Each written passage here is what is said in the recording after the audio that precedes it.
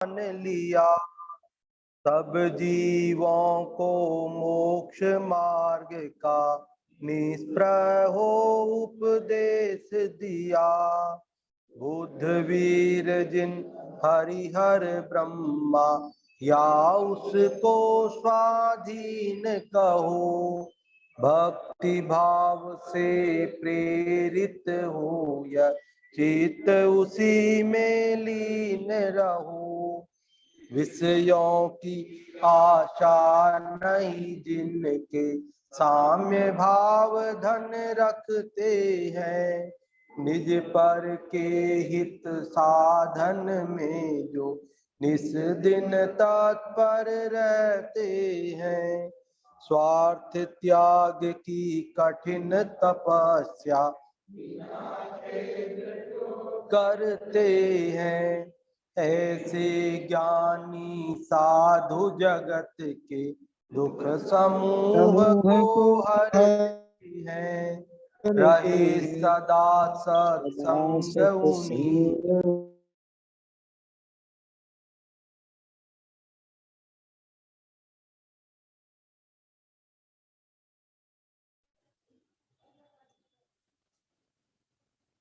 कैसे उनकी जैसी चर्या में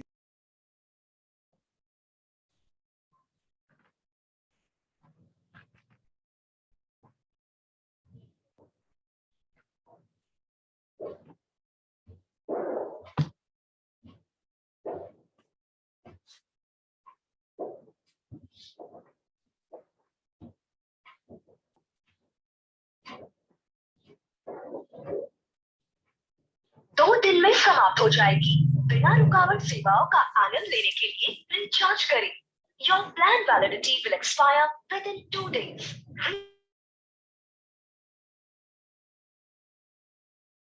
तू सारे जहां से प्यारी मेरे भारत की बेटी, सारे जहां पे मेरे भारत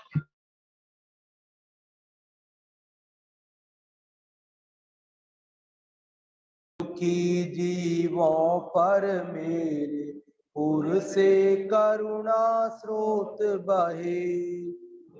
जन क्रूर कुमार्ग रतों पर मुझको आए। साम्य भाव रखूं मैं उन पर ऐसी परिणति हो जाए। गुणी जनों को देख हृदय में मेरे प्रेम उमड़ आए।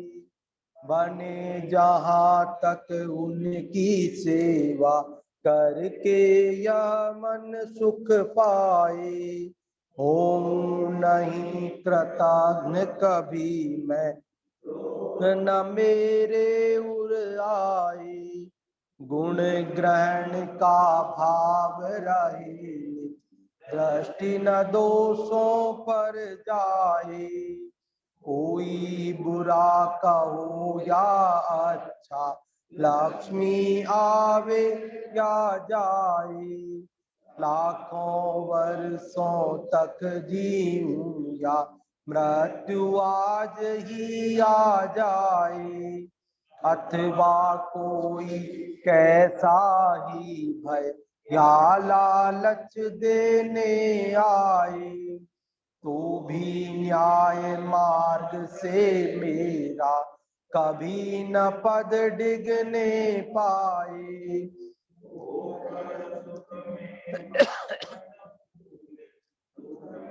कभी न घबराए। पर्वत नदी शमशान भयानक अटवी से नहीं भय खाए। रहे अडोल अकंप निरंतर यह मन दृढ़तर बन जाए। इष्ट वियोग अनिष्ट योग में ही रहे सब जीव जगत के। कोई कभी न घबराए। मेरे पाप अभिमान छोड़ जग नित्य नए मंगल गाए। घर घर चर्चा रहे धर्म की, दुष्कृत दुष्कर हो जाए। ज्ञान चरित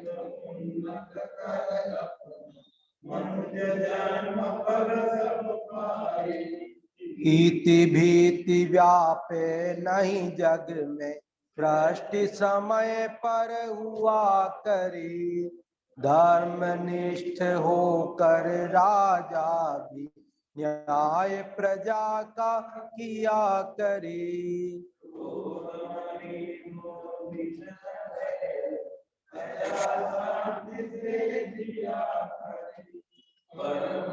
हिंसा धर्म जगत में फैल सर्वहित किया करें। प्रेम परस्पर जग में दूर ही रहा करे। अप्रिय कटुक कठोर शब्द न कोई मुख से कहा करे। बनकर सब युग वीर हृदय से वस्तु स्वरूप विचार खुशी से सब दुख संकट सहा करें। सब दुख संकट सहा करें। शनिवारी युवा कक्षा में अपन मेरी भावना को समझ रहे हैं और इसमें से अपन 5 छंदों की चर्चा कर चुके थे। आज हम 6वें छंद की चर्चा करेंगे। हमने पढ़ा कि पहले छंद में सच्चे देव का स्वरूप बताकर उनके प्रति अपने चित्त में भक्ति भाव हो ऐसी भावना भाई गई। दूसरे छंद में सच्चे गुरुओं का साधुओं का स्वरूप बताया गया और तीसरे छंद में उन साधुओं की संगति करने की भावना हमने व्यक्त की और हिंसा, झूठ, चोरी, कुशील और परिग्रह से बचने की भी बात की। चौथे छंद के अंदर हमने 4 कसायों से बचने की बात की, साथ ही परोपकार की बात भी उसमें की।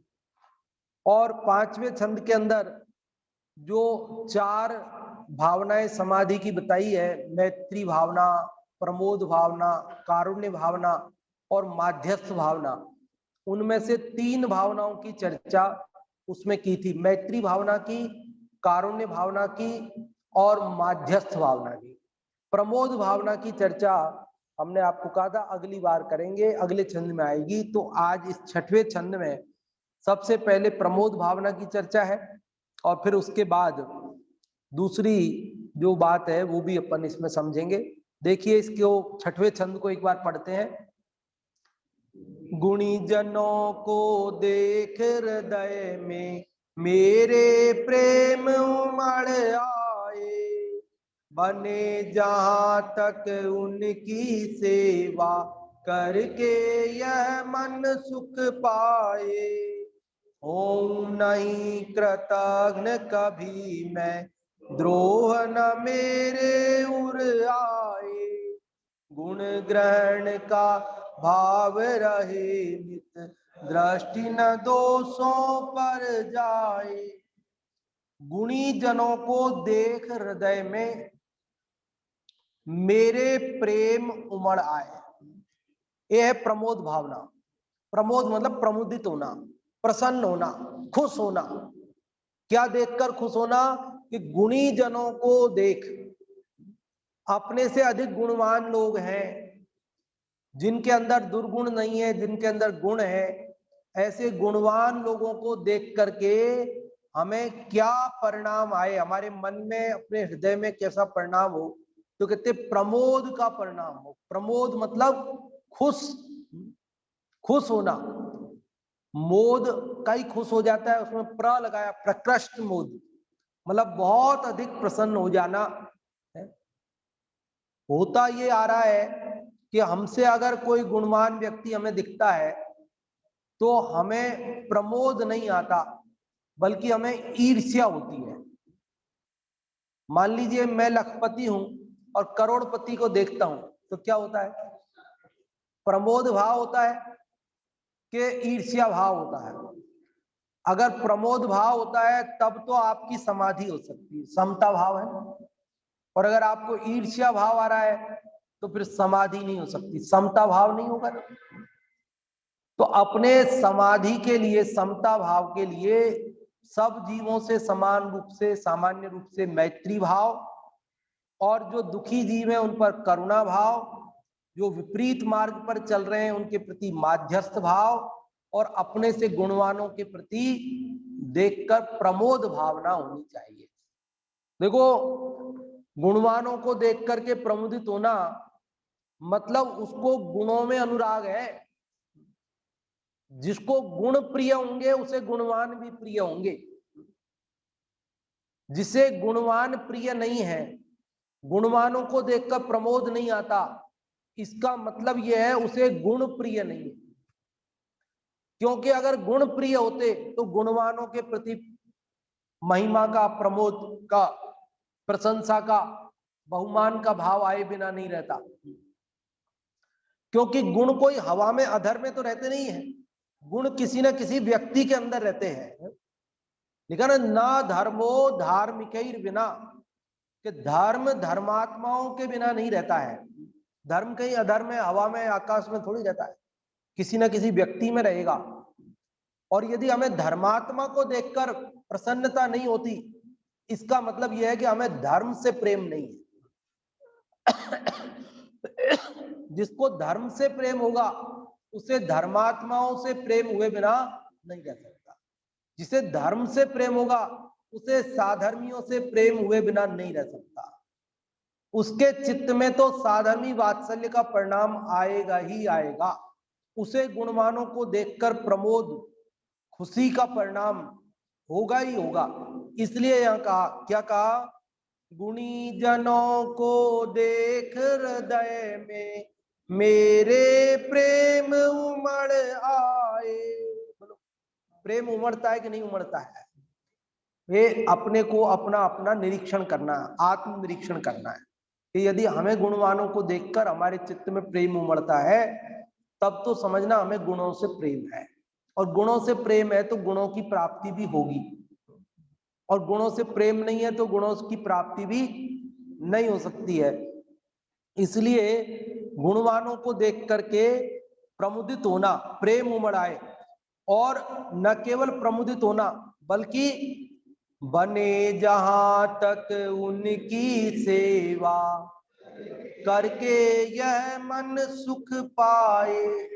अरे केवल मन में ही प्रसन्न नहीं होना है, केवल वचनों से ही प्रशंसा नहीं करना है, मन में भी प्रसन्न होना है, वचनों से भी प्रशंसा करना है, और साथ में काया से भी सेवा करनी है।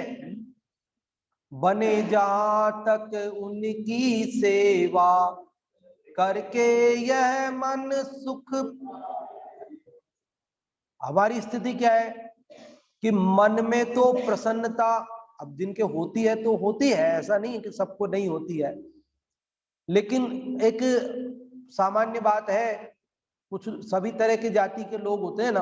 अब किसी को तो प्रशंसा का परिणाम नहीं आता, मन में प्रसन्नता नहीं होती, कहीं तो वचनों में कहीं मन में प्रसन्नता हो जाती है तो वचनों में नहीं करते। अपन मन में खूब अपने को बहुमान, लेकिन अपन बोल करके प्रशंसा नहीं कर रहे, तो अब सामने वाले को कैसे पता चले कि भाई हमारे प्रति बहुमान का परिणाम, उसको कैसे उसका उत्साहवर्धन हो। इसलिए उसको भी तो बता दो ना, आपके मन की प्रसन्नता को व्यक्त कर दो ना, क्या दिक्कत है? मैंने आपको शायद बताया भी था एक बार, ऐसी सच्ची घटना है कि एक दो लोग आपस में बोलते नहीं थे जैसे, तो लेकिन दूसरे हम दोनों के संपर्क में थे, तो वो भी उनकी कभी बुराई नहीं करते, प्रशंसा ही करते। बोले आदमी तो अच्छे था, आदमी तो बढ़िया था, कोई दिक्कत नहीं था, हम तो अच्छे से जानते हैं। उनसे पूछो तो वो भी यही बोले, आपस में बात नहीं करे। नहीं, बात ही नहीं करे, लिख के भी नहीं करे, नहीं लिख के भी नहीं करे। हाँ, तो कभी उन्होंने एक जन व्यक्त किया कि साहब वो हमसे बोलते नहीं, पता नहीं उनके मन में क्या है, पता नहीं उनके मन में क्या है, हमसे बोलते ही नहीं। तो मैंने कहा नहीं, उनके मन में आपके प्रति अच्छा भाव है, सद्भाव है। हमें तो पता है, कई बार चर्चा होती है, तो आपके प्रति अच्छा भाव है, वो आपकी प्रशंसा करते हैं। बोले अब हमको कैसे पता चले कि उनके मन में हमारे प्रति सद्भाव है? वो कभी बोले हमसे तो हमको पता चलेगा हमारे प्रति सद्भाव है। अब वो बोलते ही नहीं, तो हमें तो ऐसा लगता है मन में कोई शल्य तो नहीं है, कोई गांठ तो नहीं बांध रखी है, कोई बात का बुरा तो नहीं लग गया। तो जब हमारे मन में ऐसी कोई बात ही नहीं है, तो हमें कहने में भी कोई आपत्ति नहीं होनी चाहिए। तो यहाँ भी कह रहे कि गुणी जनों को देखकर प्रमोद भाव हो, मन में भाव हो, वचनों में हम प्रमोद व्यक्त करें, और काया से सेवा भी करें, तन से, मन से, धन से, वचन से, जैसे भी बने वैसे। गुणी जनों को देख हृदय में मेरे प्रेम उमड़ आए, बने जहां तक उनकी सेवा करके यह मन सुख पाए। अब मन में तो प्रसन्नता है नहीं, वचनों में कह ही नहीं रहे हैं, अब किसी के कहे से सेवा करने लगे और मन में प्रसन्नता नहीं है, मन में खेद, अब कह दिया है तो करना पड़ेगा, कह दिया है तो करना पड़ेगा, मना नहीं कर सकते, अच्छा नहीं लगता, और मन में प्रसन्नता नहीं है, तो बोलो वो सेवा कहलाएगी? वो प्रमोद भावना कहलाएगी? नहीं कहलाएगी। तो मन की प्रसन्नता हो, वचनों में भी प्रशंसा के वचन हो, और साथ ही काया से भी सेवा करके अंदर में प्रसन्न होवे, अरे मेरा सौभाग्य था, अरे मेरे को ये अवसर मिला, ऐसा उसको परिणाम आए, तब तो प्रमोद भावना है, अन्यथा नहीं। आहार दान करके, मुनिराज को आहार दान करके और प्रसन्न होवे जीव, तब तो वो प्रमोद भाव है। और आहार दान किया और फिर प्रसन्नता नहीं है चित्त में कि अब ठीक है साहब, कोई चौका ही नहीं लगाता है, कोई करता ही नहीं है, कोई आहार दान देता ही नहीं है, तो हमें तो करनी पड़ेगी व्यवस्था, था हमें तो करनी पड़ेगी, कोई नहीं करता है तो हमें तो करनी पड़ेगी। तो ये प्रमोद भाव नहीं।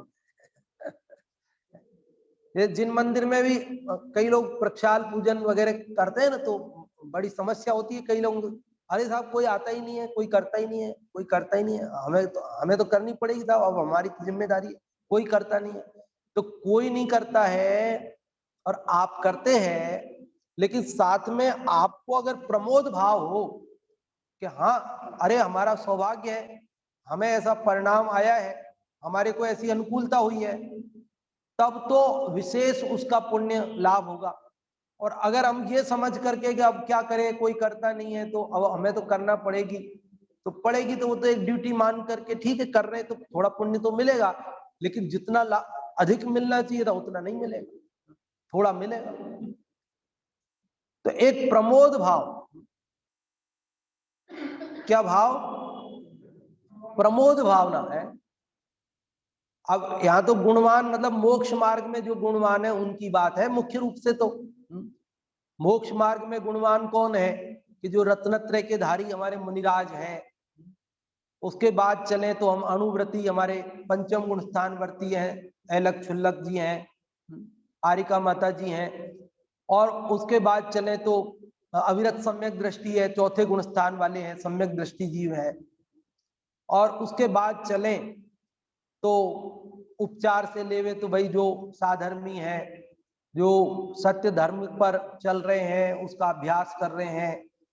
और चले तो जीव मात्र के प्रति आ जाएगी बात, जो भी गुणवान लौकिक गुण भी हो जिनके अंदर, जो सत्य बोलते हो, जो चोरी ना करते हो, जो लोग हिंसा ना करते हो, जो लोग ब्रह्मचर्य व्रत का पालन करते हो, जो लोग अपरिग्रह व्रत का पालन, परिग्रह परिमाण व्रत का पालन करते हो, ऐसे लोगों को देख करके भी प्रमुदित होना। क्या होना?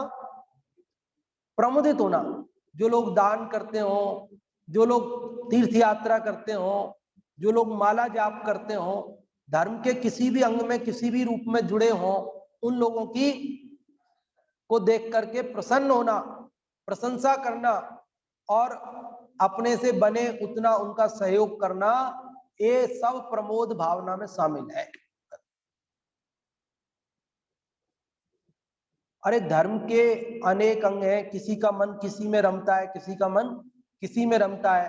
कोई प्रथमान योग का स्वाध्याय करता है, मन पद्म पुराण पढ़ता है, हरिवंश पुराण पढ़ता है। किसी का करुणान योग के पढ़ने में मन रमता है, वो गोमट सार पढ़ता है, त्रिलोक सार पढ़ता है, तिलोपनत्ति पढ़ता है। किसी का मन चरणान योग में रमता है, वो रत्नकंड श्रावकाचार पढ़ता है, अन्य श्रावकाचार ग्रंथों को पढ़ता है। किसी का मन द्रव्यान योग में रमता है। तो किसको देख के प्रसन्न होना, किसको नहीं होना, बोलो क्या करना? अरे सभी तो जिनवाणी का स्वाध्याय कर रहे, तो सभी को देख के प्रमुदित हो ना। लेकिन हम तो प्रमुदित होने के बजाय ये क्या है, किससे कहानियां पढ़ता रहता है, कहा प्रथमान योग में मन। अरे भाई प्रथमान योग पढ़ रहा है, अभी पढ़ने तो दो उसको, उसको प्रशंसा करो भैया, प्रमुदित हो जाओ।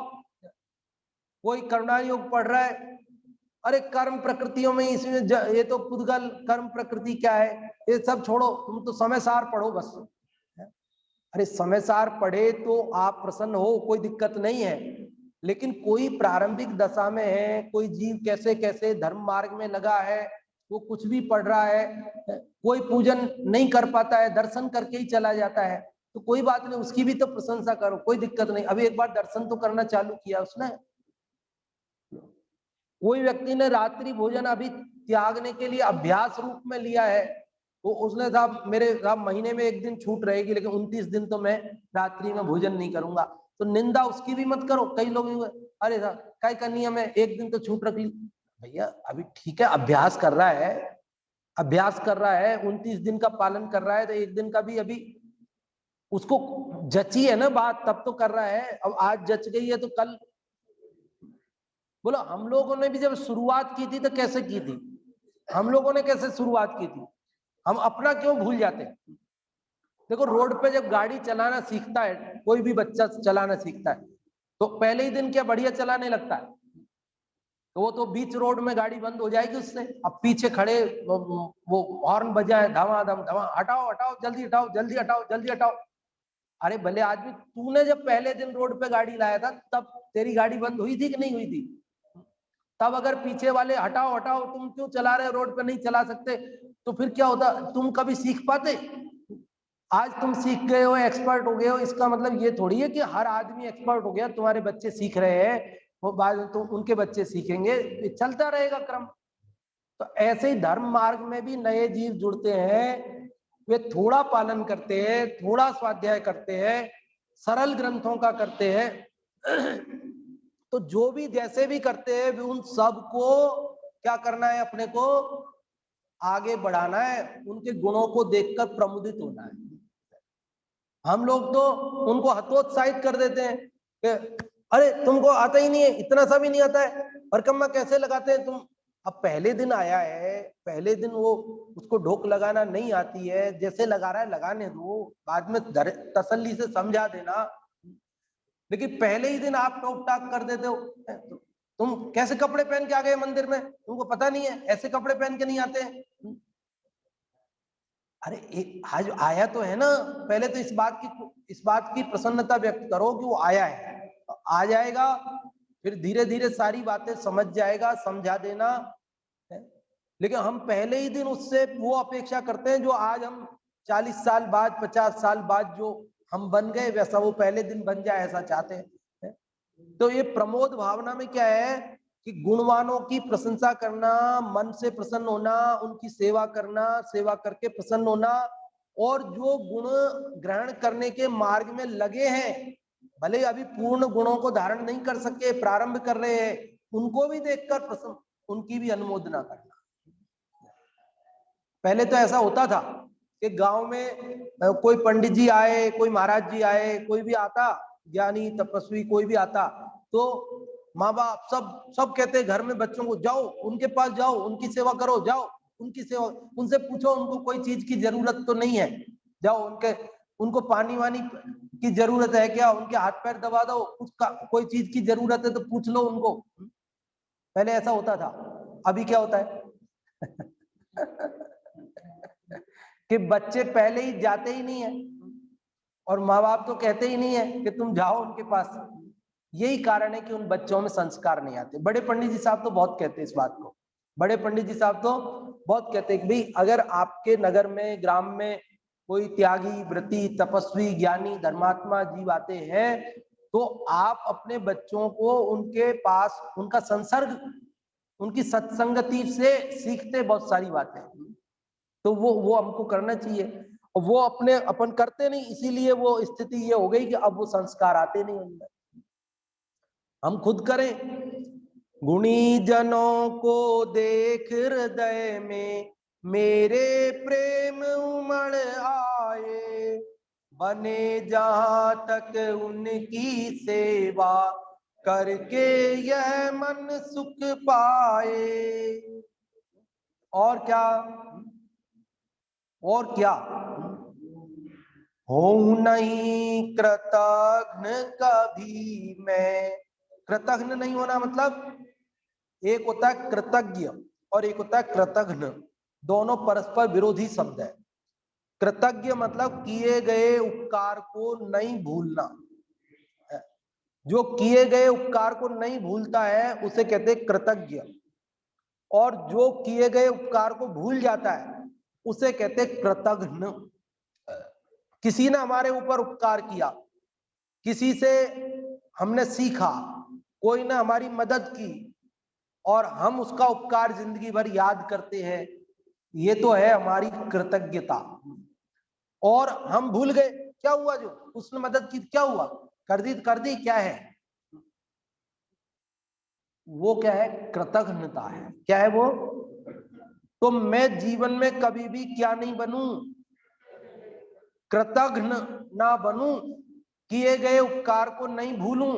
किसी ने छोटा से छोटा भी मेरा उपकार किया है तो उसका मैं स्मरण रखूं, उसके प्रति मैं विनय भाव रखूं, उसके प्रति आदर भाव रखूं, अपने मन में उसके प्रति श्रद्धा रखूं। इसलिए कह रहे हो नहीं कृतघ्न कभी मैं। और कह रहे द्रोह न मेरे उर आए। द्रोह क्या होता है? विद्रोह, विद्रोह कर देते ना, जैसे जिससे हमने सीखा, जिससे हमने ज्ञान प्राप्त किया, जिससे हमने, मान लो किसी ने हमको व्यापार में लगाया, हमें दुकान खुलवाई, हमें व्यापार करना सिखाया, कोई भी काम सिखाया हमें, फिर अब हम सीख गए, अब इसके बाद गुरु का ही अपमान करने लगे, जिससे सीखा, जिसने हमारी मदद की, और उसका विद्रोह कर दिया, उसी को और डाउन करना और अपने को हाईलाइट करने की कोशिश करना, ये क्या कहलाता है? विद्रोह करना। तो विद्रोह नहीं करना कभी भी अपने गुरु का, अपने मददगार का, जिससे हमने सीखा हो कुछ भी, जिसका उपकार हमारे जीवन में हो, उसके प्रति कभी भी विद्रोह का भाव नहीं लाना।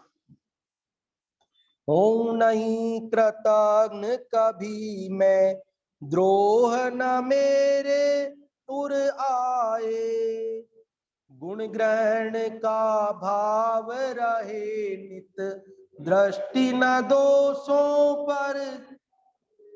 और देखो, जब तक संसारी है ना, जब तक साधारण जन है आप हम, तो पूर्ण गुणवान जो हो जाते हैं वो तो, अब गुण भी है, दोष भी है, कमियां भी है, अच्छाइयां भी है, सब है। तो अब हम क्या करें? तो कहते गुणों को ग्रहण करने का भाव रहे, दोषों पर दृष्टि नहीं जाए, कमियों को गौण करना सीखें और अच्छाइयों को मुख्य करना, उनको ग्रहण करना सीखें। कभी भी किसी व्यक्ति के गुणों को तो ग्रहण करने में चूकना नहीं। कीचड़ में भी सोना पड़ा हो तो क्या करते हैं? सोना कि में पड़ा हो तो क्या करते हैं कि सोना उठा लेते हैं कि साहब चोरी हो जाएगी, वो तो पराई वस्तु पड़ी हुई, भूली हुई, गिरी हुई, उठा लेना हो तो चोरी हो जाती है। अरे दूसरे का नहीं, अपना गिर गया हो तो फिर क्या करेंगे? अपना सोने का सिक्का अगर कीचड़ में गिर जाए तो क्या करेंगे? है वो तो उठा लेंगे ना, उसमें तो कोई समस्या नहीं ना। और उदाहरण के लिए यूं समझो कि मान लो दूसरे का भी है, उदाहरण के लिए, उठाना नहीं उठाना, चोरी नहीं करना, वो अलग बात है, लेकिन उदाहरण के लिए कि कीचड़ में भी पड़ा हो तो सोने को लोग उठा लेते हैं, कीचड़ नहीं उठाते। और हम लोग क्या करते हैं, किसी के गुणों को ग्रहण करते हैं कि दुर्गुणों को ग्रहण करते हैं। आजकल लोग दूसरों के दुर्गुणों को ग्रहण जल्दी कर लेते हैं, दुर्गुण ढूंढ के और उनको ग्रहण कर लेते हैं, और सद्गुणों को ग्रहण नहीं करते हैं। जबकि हमें होना क्या चाहिए, करना क्या चाहिए कि उसके सद्गुणों को ग्रहण करें और दुर्गुणों को छोड़ दें। भाई जो अच्छी चीज है उसे ले लो और जो बुरी चीज है उसे छोड़ दो। हंस क्या करता है, दूध पानी मिला हुआ हो तो हंस क्या करता है कि हंस क्या करता है कि वो उसको दूध को तो पी लेता है और पानी को छोड़ देता है। उसी प्रकार से समझदार लोग गुणों को ग्रहण कर लेते हैं और दुर्गुणों को छोड़ देते हैं। वो लेकिन एक तो होता है वो सूपड़ा, सूप जानते ना, पहले अनाज साफ करती थी महिलाएं जिससे, और एक होती है चलनी। दोनों में क्या अंतर है? तो वो दोनों से ही अनाज साफ किया जाता था। तो सूप तो क्या करता था कि जो भारी अच्छा दाना था ना उसको तो अपने पास रख लेता, और जो हल्का छिलका बिल्कुल उसको ऐसा उड़ा करके बाहर कर देता था। और चलनी क्या करती है, चलनी कई तरह की होती है, अब उसमें आप कंफ्यूज होंगे। कोई चलनी बड़े छेद की होती है, कोई छोटे छेद की होती है, उसमें किसी में दाना ऊपर रख लेते हैं और मिट्टी नीचे निकाल देते हैं, किसी के अंदर दाना नीचे निकाल लेते हैं और ऊपर कचरा रख लेते हैं, इसलिए आप उसमें कंफ्यूज हो गए। लेकिन सूप का स्वभाव तो पता है ना, सूपड़े का तो जो दाना है बढ़िया उसको अपने पास रखता है और थोथे को उड़ा देता है। तो ऐसे ही हमें भी क्या करना, सूप जैसा स्वभाव रखना कि जो अच्छी चीजें हैं, गुण है, उनको ग्रहण करना, और थोथी चीजें हल्की जो दुर्गुण जिसके अंदर कमियां हैं उन कमियों को क्या करना, उनको ग्रहण नहीं करना, उनको छोड़ देना। तो अब देखो इस छंद का अर्थ समझ में आया कि नहीं आया आपको? गुणी जनों को देख हृदय में मेरे उमड़ आए, बने जहां तक उनकी सेवा करके यह मन सुख पाए। हूं नहीं कृतघ्न कभी मैं, द्रोह न मेरे पुर आए। गुण ग्रहण का भाव रहे नित, दृष्टि न दोषों। देखो मोक्ष मार्ग में भी ऐसा जीव सफल होता है और लोक मार्ग में भी ऐसा जीव ही सफल होता है। लोक मार्ग में भी ऐसा जीव सफल होता है, क्योंकि अगर इस प्रकार का परिणाम नहीं रखेगा ना तो लोक में भी वो निंदा का पात्र होगा, लोक में भी उसका जीवन दुखमय हो जाएगा, कष्टमय होगा। एक कहानी हमने पढ़ी थी संस्कृत में, आप लोगों को सुनाई भी है वैसे मैंने, कि एक गुरुजी थे, उनका आश्रम था वन में, जंगल में, और वे सुबह सुबह नदी पे स्नान करने के लिए जा रहे थे। तो वहां पर एक चूहिया, घायल चूहिया मिली उनको। वो कोई चील उसको पकड़ के ले जा रही थी, तो छूट गई उससे, तो थोड़ी खून खच्चर तो हो गई थी, घायल तो हो गई थी वो, लेकिन वो गिर गई जमीन पे। तो वो गुरुजी को दया आ गई उसके ऊपर कि अरे ये घायल चूहिया है, तो उसको लेकर के वे अपने आश्रम में आ गए और उसको घी हल्दी वगैरह वो लगा करके उसका उपचार मरहम पट्टी करके और 2-4 दिन में उसको ठीक कर दिया उन्होंने। और चूहिया स्वस्थ हो गई, आराम से आश्रम में रहती, इधर उधर भागती दौड़ती। गुरुजी भी खुश थे कि चलो ये घायल थी, ठीक हो गई, बढ़िया है, अच्छा है, घूमती है, घूमने दो। एक दिन वहां पर क्या हुआ कि एक कुत्ता आया, बिल्ली आ गई, बिल्ली। तो उस बिल्ली को देख करके वो चूहिया डर करके छुप गई, भाग गई। तो गुरुजी को फिर दया आ गई उसके ऊपर कि अरे बेचारी आराम से खेल रही थी, ये बिल्ली के डर के मारे बेचारी को भागना पड़ा, छिपना पड़ा, सब खेल डिस्टर्ब हो गया इसका। तो वो तो उनको कुछ रिद्धि सिद्धियां रही होंगी कुछ, है ना। तो उन्होंने कहा कि भाई चलो ऐसे करते, हम तुमको बिल्ली बना देते ताकि बिल्ली से डरना नहीं पड़े।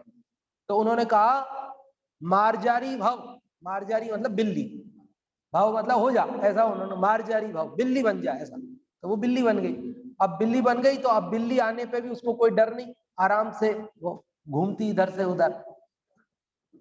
अब एक दिन कुत्ता आ गया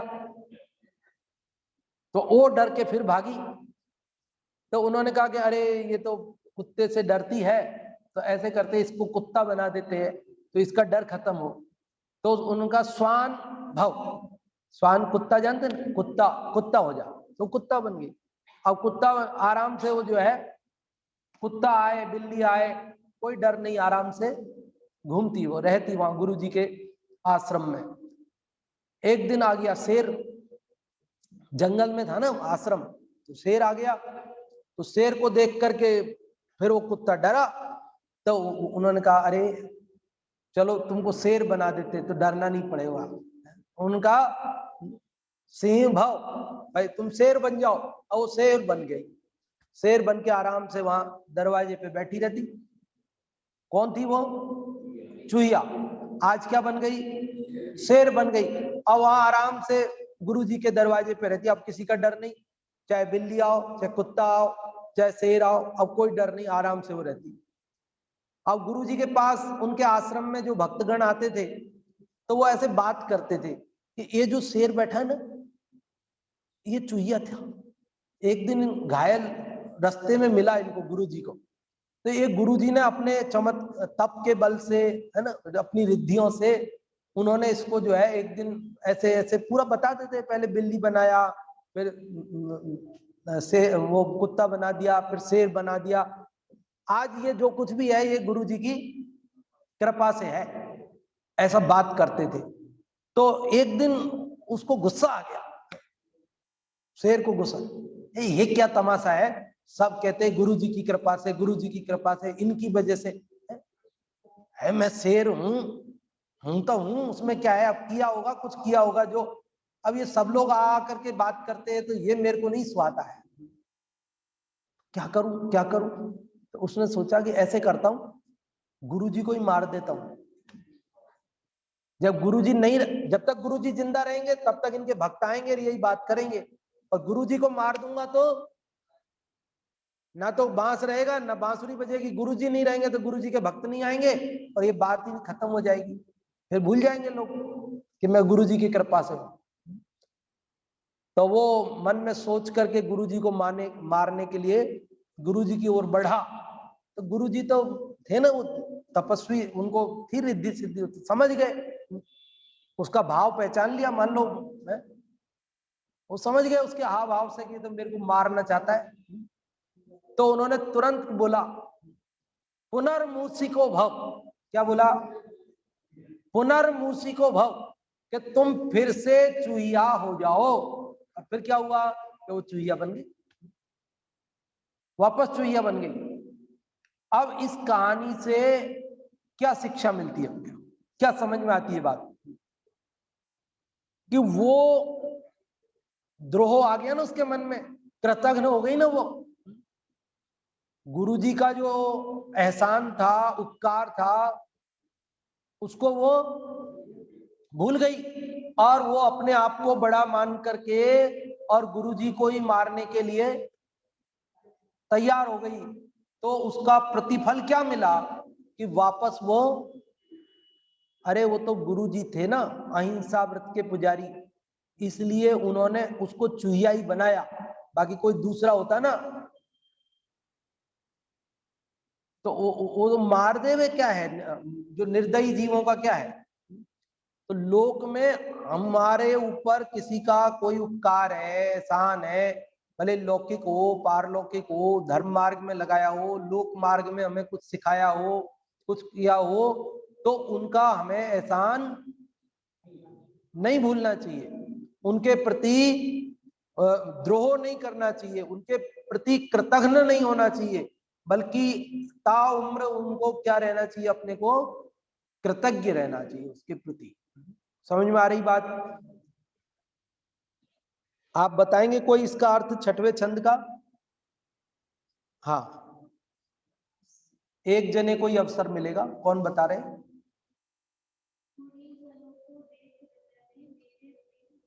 हाँ जी,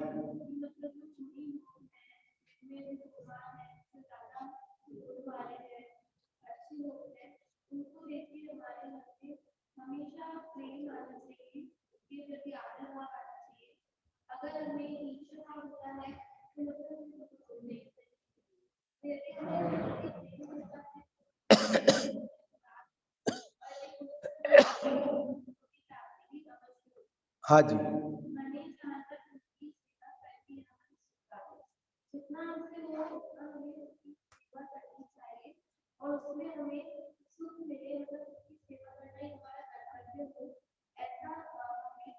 हाँ, सेवा करके भी मन में प्रसन्नता हो।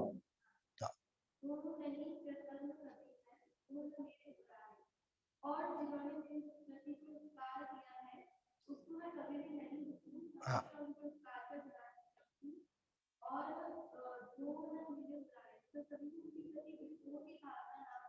हाँ,